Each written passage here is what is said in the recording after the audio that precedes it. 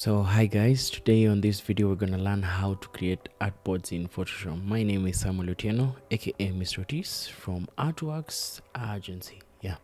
So we have two methods of creating artboards in Photoshop. There is one that you create at the homepage before you start a project, and there is one that you create once you're in a project. Now, to create an artboard at the start of the project, you just go the normal way you create a project. You go new, then you'll receive this tab. The tab will give you various presets. There's always presets and there's always the recent ones that you have selected. So most of the time when you look at this right side, you'll find this section is not ticked. So when you create it will create a project but not have artboards. Now when you tick it and change your measurements, everything, make sure everything is okay, you can name the preset and save it, but I'll leave it like that. Then you create.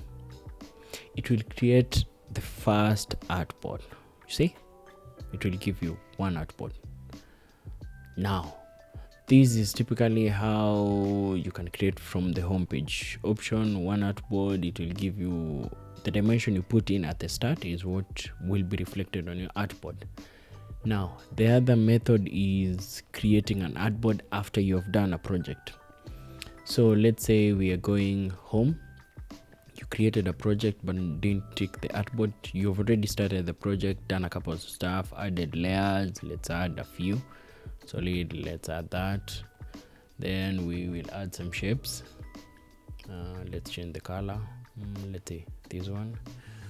Let's duplicate this.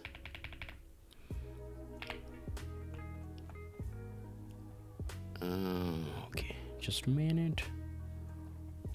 So once you duplicate these, let's assume you have this as your project, right?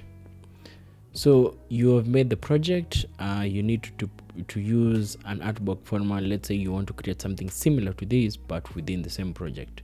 Now you see at the icon, the move icon, when you right click it, if you maintain if your mouse is on the initial primary settings, when you right click it you'll find two options: the move tool and the artboard tool.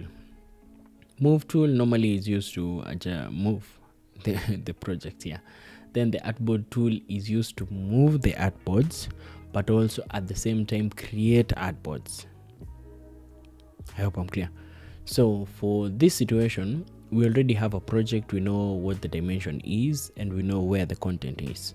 So you typically place your artboard there and it will give you once you do that, it will give you an highlight of if you're at the edge, and currently I can't move past this part because it has picked the exact measurements of the project that I was working on, which is 1080 by 1080. So as you can see, when I click on the artboard, it gives an outline here, 1080 pixels by 1080 pixels. Now there is the other part where you created the 1080 by 1080 artboards but want to create a different artboard here.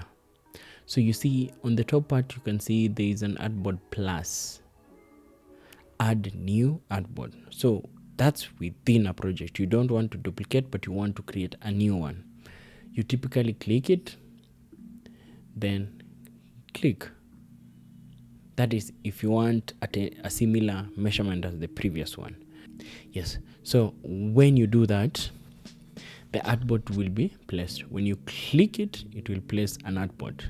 Now you can drag it, you can align it to other thing, all that.